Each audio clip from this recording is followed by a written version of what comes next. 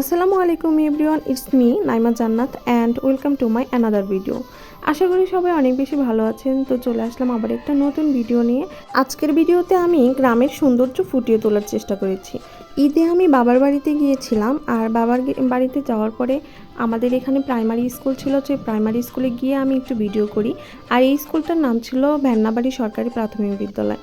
আর গ্রামের স্কুল কিন্তু এমনিতেই খুব সুন্দর হয়। গ্রামের স্কুল সুন্দর হয় এটা বলার কারণ হলো, গ্রামের স্কুল প্রাকৃতিক পরিবেশের মধ্যে হয়, আর চারিদিকে গাছপালা, লতা পাতা, পশু পাখির সাথে অনেক রকমের ফুল গাছ দেখতে পাওয়া যায়। আমাদের গ্রামের স্কুলে যাওয়ার পরে আমার ছোটবেলার স্কুল জীবনের কথা অনেক বেশি মনে পড়ছিল, কারণ ছোটবেলায় আমরা স্কুলে পড়াশোনা করতাম, কত স্মৃতি ছিল। চারিদিকে সবুজ গাছপালা, ফুল, লতা পাতা, পশু পাখি, আর সাথে থাকছে খোলামেলা ঠান্ডা বাতাস।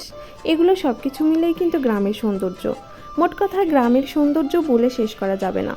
আমার মনে হয় এমন কোনো মানুষ নেই যে গ্রাম পছন্দ করে না। আমাদের গ্রামের স্কুলটা ছোটো মোটো হলেও দেখতে কিন্তু বেশ সুন্দর, আর সাথেই ছিল গাছপালা, সবুজ, সব কিছু মিলেই কিন্তু মনোরম একটা সৌন্দর্য।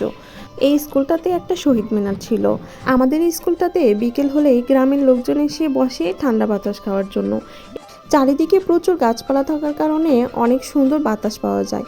তো এখানে দেখি ছাগল ঘাস খাচ্ছে, এখানে প্রচুর ঘাস লতাপাতা ছিল, তো সেই লতাপাতাগুলোই ছাগল খাচ্ছিল। আর আমাদের স্কুলে এখানে সুন্দর বাগান করা হয়েছে, বাগানে অনেক রকমের ফুল ছিল, আর আমি বেশ কিছু ফুলও তুলে নিয়ে এসেছি। আর এখানে দেখছেন লতাপাতা সব কিছু। আর আমাদের স্কুলের পাশেই ছিল আমাদের কাঠবাগান, এই কাঠবাগানটা ছিল আমাদেরই। আর এখানে দেখেন সামান্য একটু বৃষ্টির পানি হওয়ার কারণে হাঁসগুলো গোসল করছিল। খুব সুন্দর একটা দৃশ্য, তাই না? তারপরে চলে গিয়েছিলাম আমাদের বাগানে, আর এই বাগানটা ছিল আমার কাকুর শখের বাগান। বাগানে ঢুকতে আমার কাকুর কথা ভীষণ মনে পড়ছিল, কারণ আমার কাকু ছিল গাছপ্রেমী। গাছ লাগাতে সে বেশ পছন্দ করত। তো নানা জাতের এখানে গাছ ছিল, ম্যাক্সিমাম গাছগুলোতেই ফল দিয়েছিল। আর সব থেকে কষ্টের কথা হলো, আমার কাকু গাছগুলো লাগানোর বেশ কিছুদিন পরেই মারা যায়, আর কাকু এই ফলগুলো দেখতে পারেনি।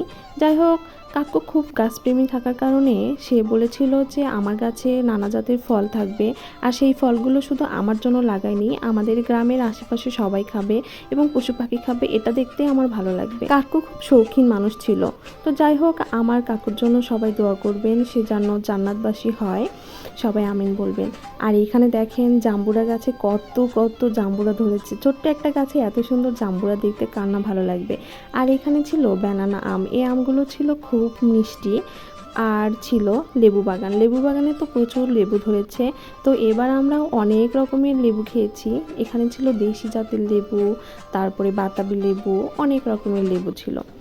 তারপরে আমার বোন এখানে একটা আম পারলো, আর আমটা ছিল বিশাল বড়। এখানে ক্যামেরার মধ্যে বোঝা যাচ্ছে না, কিন্তু তারপরেও আমটা তুলনামূলক অনেক বড় ছিল, আর আমি বেশ কিছু আম পেড়ে নিয়ে এসেছিলাম।